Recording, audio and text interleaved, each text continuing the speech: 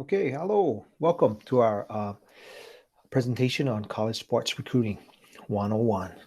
Just trying to empower student athletes and their parents. Thank you. My name is Kiaka Gaughen. I'm a master's in counseling and guidance, and I've been helping student athletes for the last 20 years. And I'll try to share some of my information that I have with you right now and provide any kind of resource I can later. Please contact me. Email me at kiaka at islandbuiltathletes.com if you need any more, if you have any questions or uh, any assistance. Thank you so much. Let's get started. All right, our agenda today, we're going to be talking about common mistakes, college options, athletic scholarships, and academic eligibility, financial aid information, video and the power of that videos, the process, and share some resources. Common mistakes. Basically made by student athletes that we basically try to target schools above our athletic ability. That's good and bad. I like to, always shoot high. But yes, we don't want to like say we can only play Division One. I mean, not everyone can make it that at that level, but it is a great level to be at. But there's a lot of other levels that I'll be sharing with you later that we can talk about and share more information about. Next one is contacting too few schools. Just contacting too few schools. Try to do as much as you can and get your name and market yourself a whole lot more. Have also another one is a false sense of security. Just basically, feeling you're not good enough for a lot of stuff, and also not presenting yourself, being able to market your skills to the best to you can, that you can, I guess. The next one is wait until it's too late for something to happen. Yeah, unfortunately, there's a lot of people that just wait to the end and they think somebody's going to come at them and pick them up and give them an offer. But it all depends where you're from. Like our Hawaii athletes, we're so far away. Depending on the sport, you might not be able to get the exposure you need. So you gotta start early and just get out there and work with your coaches, your families, and everyone to just get you more exposure and just market yourself.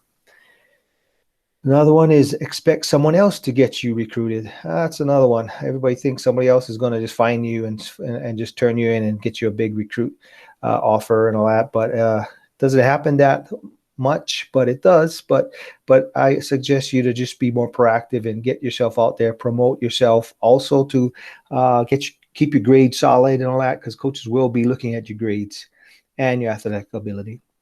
And the last one for student athletes that I see is not understand the scholarship and financial aid process. And that's why we're hoping today you can learn some of this information about all the scholarships, financial aid, to be able to support you, because not everyone can get a full ride, but you can definitely get up to a full ride with scholarships and financial aid. And some mistakes that parents make is think they understand the process. Unfortunately, not all parents know everything, but they should be open to learning more. And that's the whole idea, learn more so you can be better at this whole process. And that's where we're going to try and provide you some information to get you empowered to know the process and make the best choices you can.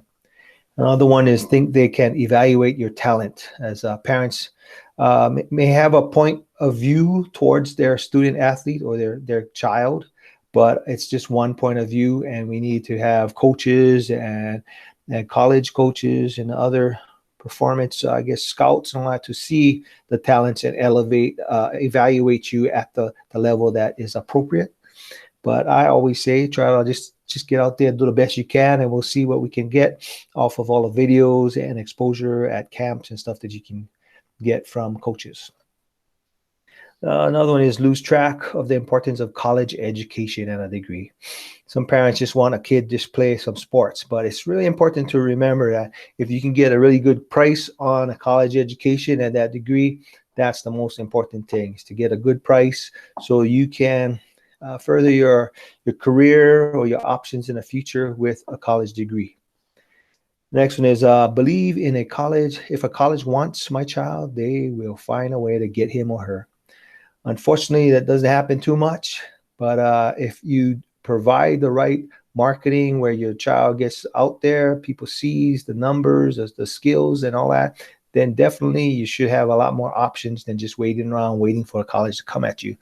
I'm all into the proactive, get out there to help promote yourself and contact schools. And you never know, you might get a full ride, like a few of the students I've helped got full rides at certain levels.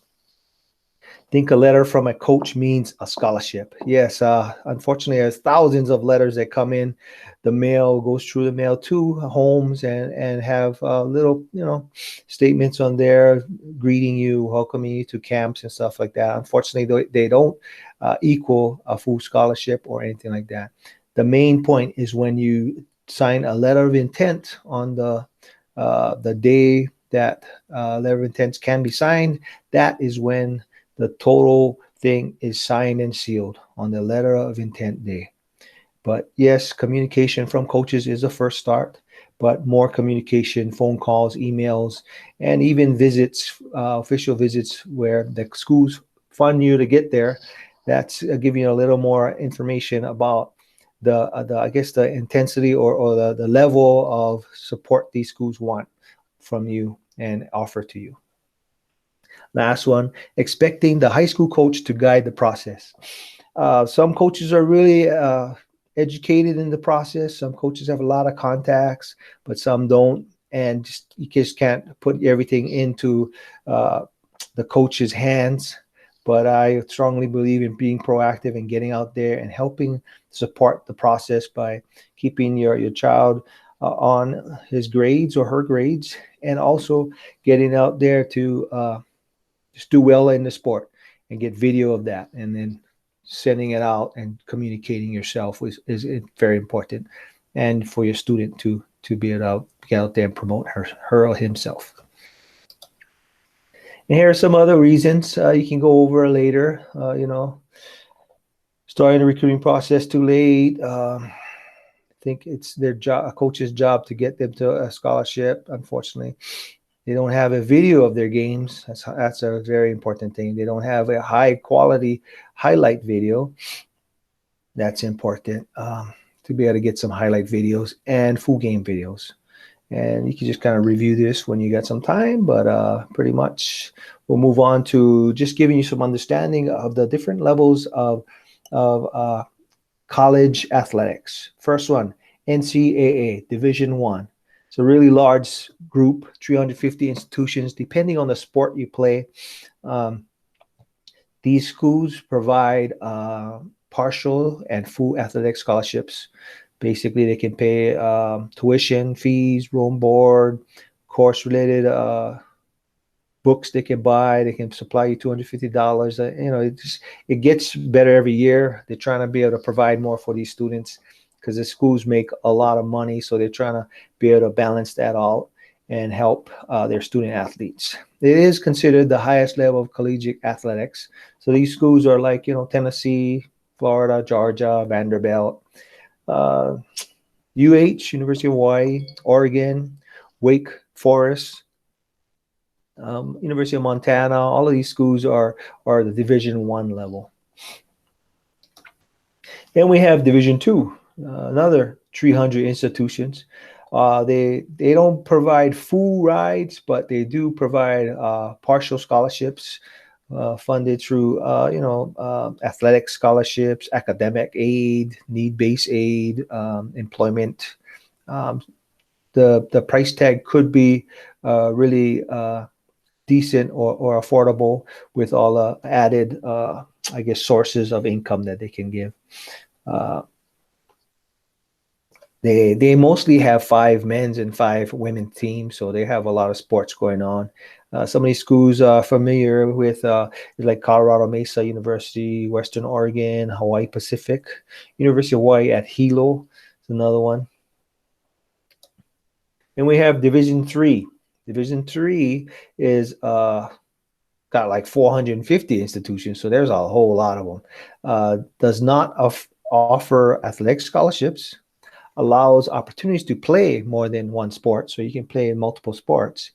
But they're very focused on, I guess, what you could say, academic scholarships and, um, I guess, fund that their foundation scholarships, their foundation. So some of these D3s actually can maybe start at 50,000 a year, but it can come down to maybe like 10 or even zero if you have the right academics and income, financial aid base. You could probably get a really good deal on these schools, and they're really high academic. Plus, they're smaller, and they have, they take care of their athletes and their students, and it's a real good opportunity.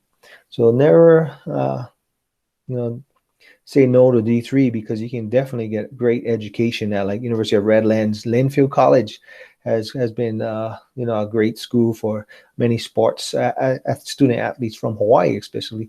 But Pacific University, Lewis and Clark, and there's D3s all over the nation. So all of these schools I've been talking to, it could be all over the whole nation. And then there's another organization. So there's the NCAA, and then there's NAIA. So that's a whole separate bunch of colleges out there, like 250 institutions, offer partial scholarships funded through a mix of athletic scholarships, academic aid, need-based grants, and other employment earnings opportunities. Some are like examples: Eastern Oregon University, Arizona Christian University, Lewis and Clark State, College of Idaho, Menlo. These schools provide great academics, great scholarship offers, and they have that great athletics. And next level, we have junior colleges. We have two types, pretty much. You have the National Junior College of American Association, which the NJCAA, offers full to partial scholarships. Athletic scholarships, academic aid. So they provide a lot at this type of junior college. Then you have the California junior colleges. Unfortunately, they don't provide scholarships, but for the California students, it's very affordable.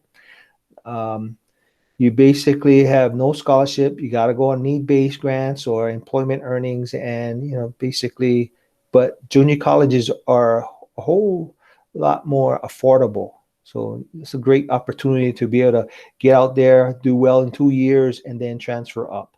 Or if your academics is not as solid, then you can start at junior college, get your academics solid, and move up to a bigger school. And you can go to any of the ones that we talked about earlier. And now let me talk about types of athletic scholarships. Okay. First one we call it is head count sports. Okay, these are full ride scholarships, but only a certain amount of schools have these types of scholarships, and they're all at the Division I. Okay, so like football, NCAA football, Division I. They have 85 scholarships. So this is called NCAA FBS level. Then there's the FCS level below that, which doesn't have head counts. I'll talk to you about the next. Then there's men's basketball, Division I, have 13 scholarships. Women's basketball, Division I only, 15 scholarships. Women's tennis, NCAA Division I, 8 scholarships. Women's gymnastics have 12 for Division I. And then there's women's volleyball, NCAA D1, only have 12 scholarships. So if you're looking at full rides, these are the sports that you have to target and try to get the skills and academics to be able to achieve to get one of these full rides. But basically, they pay for everything, and they'll support you through the 4 years or 5 years, depending if you're a red shirt. And then we have equivalency sports. Basically, it's partial scholarships. Okay, so all other NCAA, NAIA junior colleges, they all have this type of scholarships where they have so much scholarships, like NCAA Division I, like a AA or the FCS. They have 63, I believe, scholarships, and they split it among the 100 players. So you get some people getting more by their abilities, and then you get some getting less, or some even paying for it. So they kind of split these scholarships up, and they provide partials to everybody. Okay, then we again talk about NCAA Division III. They don't offer any scholarships, athletic scholarships, but they do provide packages with academic and your financial need to be able to match or even beat the Division One level or a full ride. It's it's a great opportunity too. I'm all for just getting a good education, and the D3 is definitely another option. All right, then we can kind of show you. I have a breakdown right here of the various, I guess, scholarships broken down for men. So you see baseball, 11.7. That means they only have 11.7 scholarships. So they split that up. Their maximum amount of players they can have is 35. So normally they split up the 11.7 amongst the 35. But now 35 get scholarships. So you get maybe like 5 of them just pay full, and then you get some with partials and some with more, all depending on the coach's abilities to budget and fill up his roster. But as you can see, the ones with the asterisk are the ones at the head count. So you have basketball 13, you have football 85, and then you have NCAA FCS at 63. So that's the partial ones. And then if you look around, you have soccer at 9.9. This is for men. So basically they only have enough scholarships to fund the first starting crew. But what they do is they kind of split it. So they divide it by half, and then they get 18 scholarships. They're half scholarships to support more players. So that's how the head counts work. And these are all the numbers from the NCAA Division 1, 2, 3, NEIA, and the junior college. As you can see, the women's is here right in front of us too. So you see the basketball, 15 scholarships. That's the head count one. Okay, so at that level, at NCAA Division 1, you have 15 counts right there. Okay, then you have beach volleyball with 6, gymnastics 12, and you got soccer here, a little higher than the boys. The men's was at 9.9, but you have 14, so they got a little more opportunities there. So if you're playing soccer, you have basketball, 15 full rides right now, and this is based on just for women's teams. Okay. Okay, now let's go over academic eligibility. Okay, Division 1 NCAA academic requirements. You must graduate from high school. You must complete 16 NCAA approved core courses. Okay, you must also complete 10 courses before your 7th semester senior year, including 7 in English, math, or natural sciences. Okay. Once you begin your 7th semester, you may not repeat or replace any of those 10 courses to improve your core course GPA. Okay. You must earn at least a 2.3 in your core courses. So that's 16 core classes in order to be outlined at your academic requirements. So you'll be like what is that? Eligible to be able to play. You have to have that 2.3. Okay. You must earn an SAT combined score or an ACT sum matching score. That's kind of, it's basically a sliding scale. The higher GPA, the lower your SAT or ACT score needs to be. Okay. We're going to show you that in a little bit. Okay. Here you go. Right here, we have the academic courses that you need to do. Take a look at this.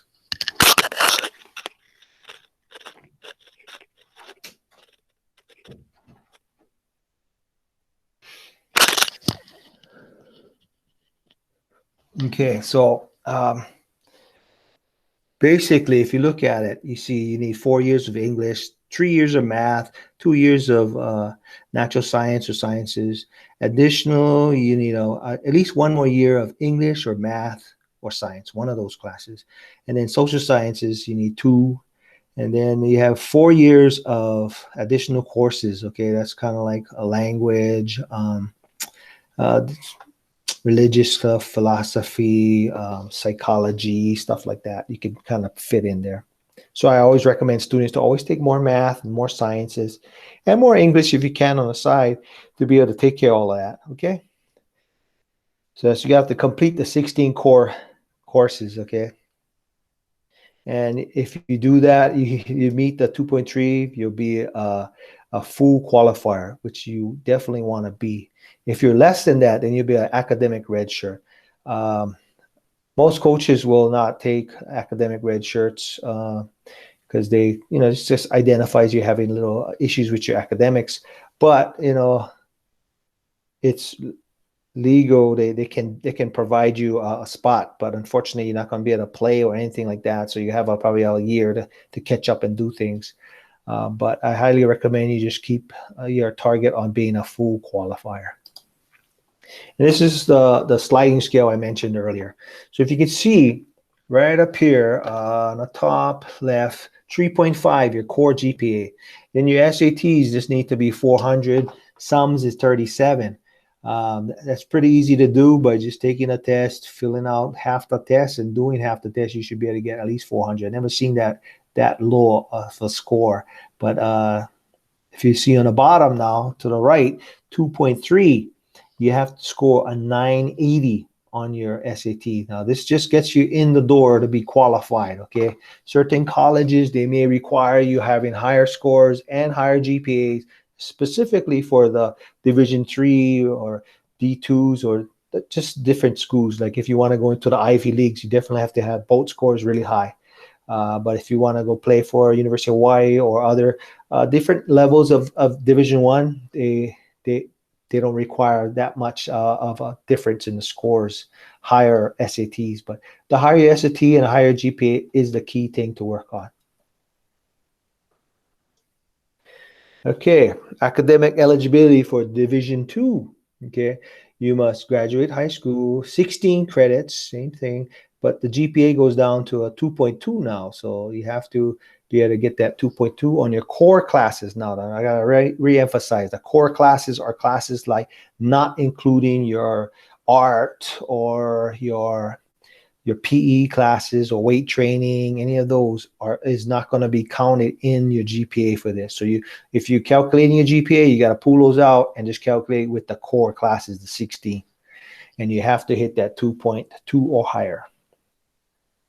All right. Same thing. They have a sliding scale.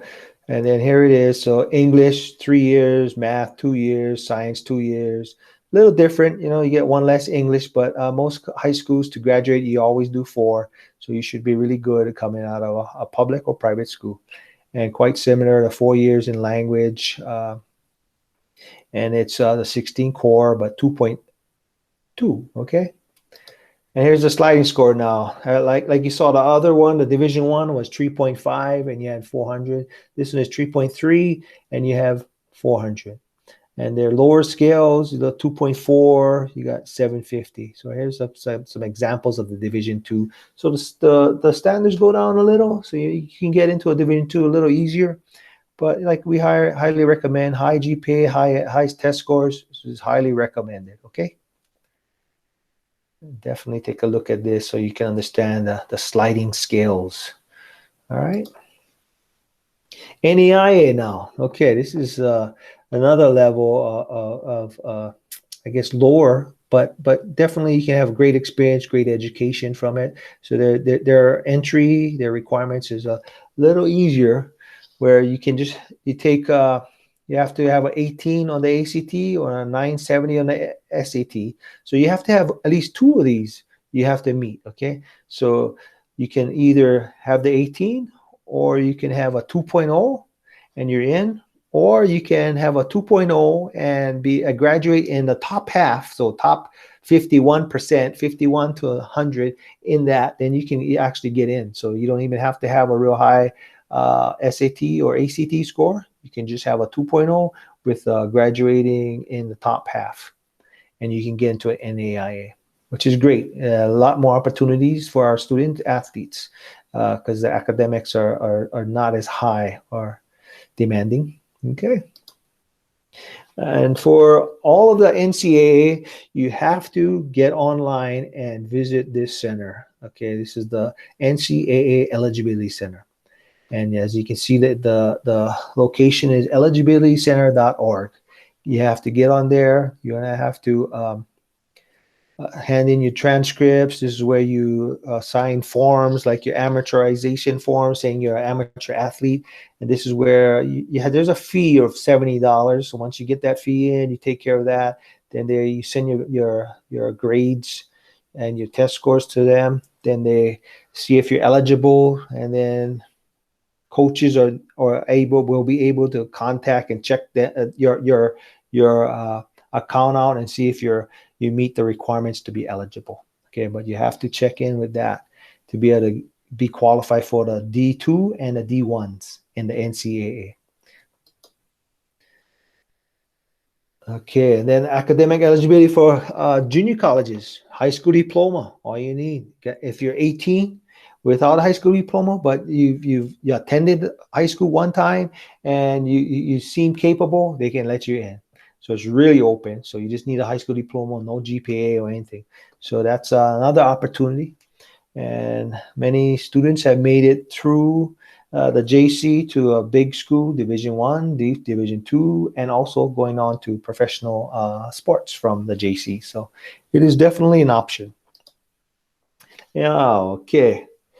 Let me talk to you about financial aid, types of financial aid. Okay, so there's like federal aid, grants, loans, work study, where you actually get a job on campus and you can get some income from that. Their loans are low interest rates, flexible repayment terms. Okay, then there's state aids, where certain states that you live in and you paid your state taxes, they'll provide you some grants, scholarships, work study, similar, and they'll provide it uh, in those schools. They'll have little applications you have to fill out. And then there's institutional aids, where usually is grants. Each institution has like foundations, and they use these monies to help support their student athletes or academic students to be able to attend those schools. Then there's private scholarships, where you can look into your state or local areas and find out if there's private scholarships you can apply to and get more information on. In Hawaii, we have Hawaii Community Foundation. We also have Hawaiian scholarships, depending on race. You could be anywhere. Native American stuff. You get African American scholarships. Various amount of scholarships all out there. And then there's like personal or family savings you could be using to be able to help you. Okay. All right. Federal student aid types. There's a Pell Grant. Okay, this Pell Grant is based on income. So if you meet the requirements, you could possibly get like $6,000 a year. And some of the junior colleges, that's like almost the whole tuition right there. And so you should be able to afford a junior college, definitely. But the $6,000 can be used at all levels, and it all depends on the school's costs. And then you have Federal Supplemental Educational Opportunities Grant. Basic another grant. So grants you don't pay back. Okay, grants are not loans, or they're just money that's granted to you to use for education. But you definitely have to use it for education. If you don't, then you might have to pay it back. So be careful with that. But another grant source right there. Okay, and that can be from 100 to 4,000, depending on the school's funds available. So they give all these money to the schools, and if you're qualified for it, then like schools can hand it out to you. Then there's federal work study, basically I talked about earlier, where you can work on campus, they get paid, and they'll set up jobs for you on campus. And working on campus is the best option, because that's in an on-campus environment, they know you have to study first and work second, whereas off-campus, it's the opposite. You need to work, and they don't really, most companies don't care about your academic time. So these work study programs help you and are more flexible, so you can manage the academic side too. Then there's loans, Federal Perkins loans, where you can get loans. One's provided directly by and repaid to the school, which is kind of around $5,500. And then there's subsidized loans, which is really good, where the interest paid by the lender while student is in school, or period of deferment. So basically, you will have the interest subsidized, and this could be to a total amount of $8,500, depending on the level of I guess your standing, if you're a freshman, sophomore, junior, it goes up the amount as a longer year in college. Then there's unsubsidized loans. Okay, that's the Stanford loans, direct Stanford loans, unsubsidized. So it's the same thing. You can get more as you progress in college, but you have to pay the interest. Interest paid or cured by the borrower while student is in school. So while you're in school, the interest is getting gaining or adding on. Okay, and at the end you see the interest amount plus the loan. Okay. So, we'd love to be able to just have the subsidized ones, but if you have to, then you have to use the unsubsidized. And then there's a direct parent plus loans where the interest is paid by, basically a parent. So these are loans through the parents, and the whole, I guess, loan is under parent. So that's one of the, but it's a resource. So parents, if they need to get, money or financial support to help their child, and that's one of the payment options that you can get, a direct parent plus loan. All right, videos. Now, videos is important. Video, like if you're like us in Hawaii, videos are the most important things because we don't have scouts coming in all the time, depending on your sports. I mean, if you're at a big school for football, football is real hot in Hawaii.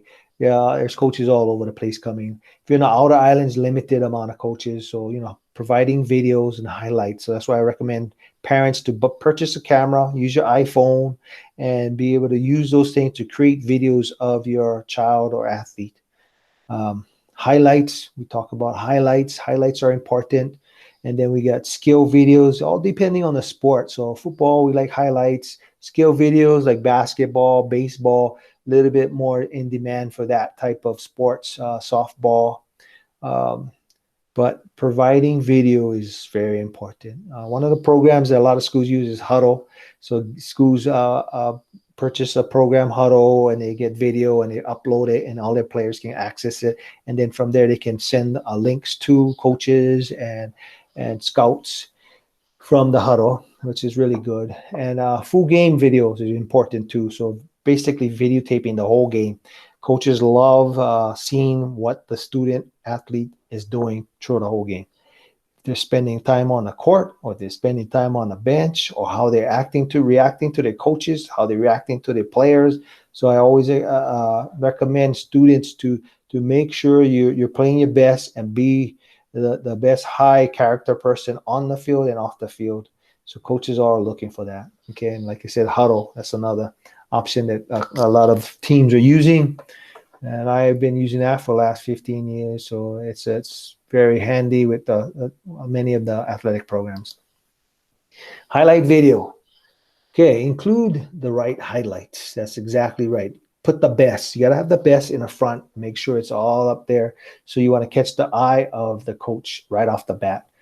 Keep your video short, about 3 to 5 minutes. Yep, nice and short. Showcase your best clips first, and put them first. So you, like I said earlier, you just kind of just wow the coach. Yeah. Use freeze frames or spot shadows to identify yourself. If not, make sure you provide your number and color jerseys on the video or somewhere attached to it. Okay. Vary the skills you showcase. Okay. Yeah. You want to be able to show all the stuff that you got and gifts that you may see and that special person. And that's what coaches want. See that special person and the special skills, and they want to see all that. So put that all in there so you can see that the total package student athlete there. Okay. Include footage from before and after the play. Coaches like to see you kind of walk into the play, in and out of it, and then after, how you react. Showboating sometimes kind of discourages some coaches, but just kind of be careful with all that, but provide a little bit before and after. Okay. But if they get more serious, they'll definitely ask for the full game. So the full game will see all of that. So be careful with all that. Okay. Make sure the quality of the video is high, the best you can make. iPhones, definitely. If you get on iPhone, they come out with some high quality stuff. Use that, or any phone, or any type of camera now is pretty good, and he's got to get the quality. Make sure you keep it simple, okay?